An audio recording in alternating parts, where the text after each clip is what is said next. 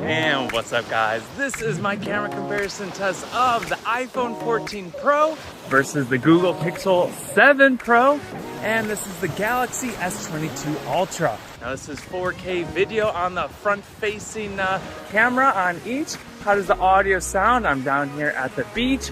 We got a little bit of background wind sound, and yeah, which one is sounding and looking the best so far? One major takeaway you'll see throughout this entire comparison, each of these flagships, they have their pros and cons. However, they all perform incredibly well, which I guess they should given their high price tag. Got them all 100% fully charged. Let's see how they compare after some shots. Snapping some pics at the beach, it's a great spot to test the dynamic range and zoom capabilities. Each phone has at least 3 camera lenses for ultra wide, standard, and zoom, though you'll see one major area that the iPhone kinda stinks. This is fascinating. Check out the iPhone and the Pixel preview. You got the exposure outside and in the dark shadows here.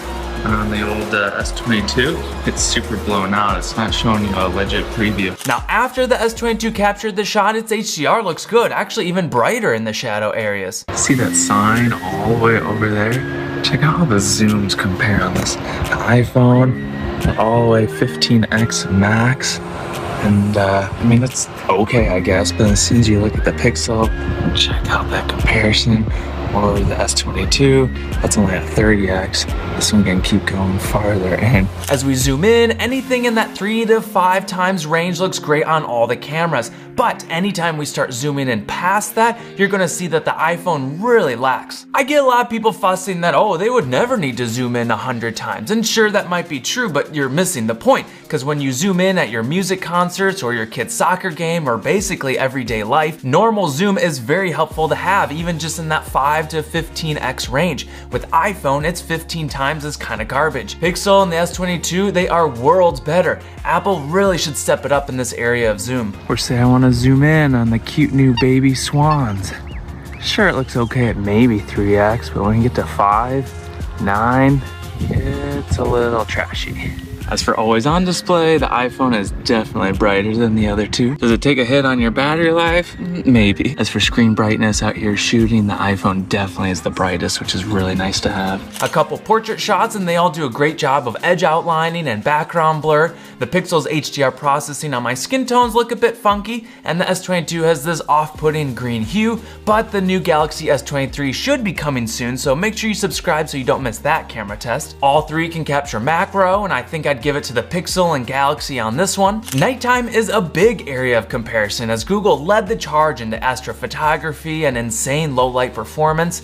Now the other guys, they've definitely caught up, and whether you're shooting on the ultra wide or the standard or even the telephoto, the photos look very impressive. Little astrophotography comparison. Pixel was up at 4 minutes duration, both S22 and iPhone, 30-second max. But the big question is it worth it? I think overall Pixel 7 Pro still wins in low light, and it auto-generates these sweet animated videos which are mesmerizing to watch and share. And you see that epic line of bright lights in the sky? I was able to capture Starlink satellites cruising by, so cool. Jumping into videos starting on the ultra wide, 4K 30 on each, iPhone is the widest field of view, which I definitely prefer, and I think it's a tad sharper than the others as well. Just look at the details in the sand and the seashells. Though for stabilization, I think iPhone might be the most wobbly. What do you think? On the One X, they look very similar here. Slight white balance and saturation differences, but man, these 3 are getting so similar nowadays, it's crazy. I'll tell you why that's a good thing in just a second. Zooming in on the telephoto, about 5x on each, I really have to hand it to the Pixel 7 Pro. I think it looks the best, at least right here.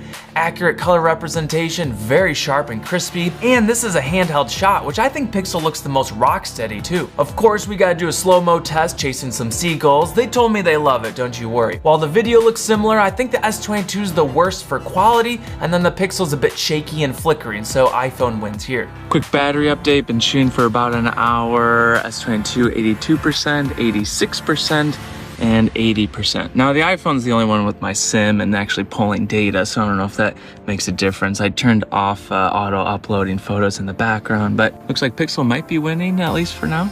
Check it out, my iPhone just glitched, froze up, not force rebooted.